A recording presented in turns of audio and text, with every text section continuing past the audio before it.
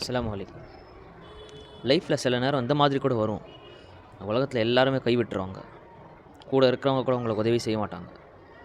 அக்கப்பக்கத்தில் இருக்கிறவங்க ஃப்ரெண்டு மாறங்க அவ்வளவு ஏன் அம்மா வாப்பா கூட உங்களுக்கு உதவி செய்ய மாட்டாங்க.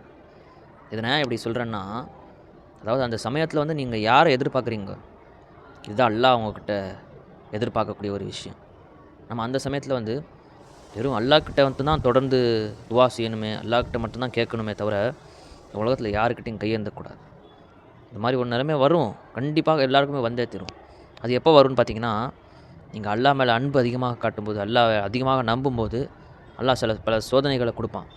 அந்த சோதனைகளை வந்து நம்ம வந்து பெருசாக நினைக்கக்கூடாது. அந்த சோதனையை வந்து நம்ம ஒரு சர்வ சாதாரணமாக நினைக்கணும். அதாவது நம்ம அடிக்கடி கேட்டிருக்கிறோமே, ஒரு கெட்ட விஷயம் வந்ததுக்கு பிறகு நல்ல விஷயங்கள் கண்டிப்பாக வந்தே தீரும். அதனால் பொறுமையாக இருக்கணும். இந்த பொறுமை வந்து நமக்கு ஒரு மாற்றத்தை ஏற்படுத்தும் இன்ஷா அல்லாஹ். அதனால் நம்ம எப்போவுமே சரி, இந்த உலகத்தை நம்பி இருக்கிறத விட அல்லாஹ்வை அந்த நம்பிக்கையை கொடுங்க. அல்லாஹ் உங்களுக்கு திருப்பி அந்த நம்பிக்கைக்கு எவ்வளோ பெரிய பலன் தருவான்னு யோசிச்சு பாருங்கள்.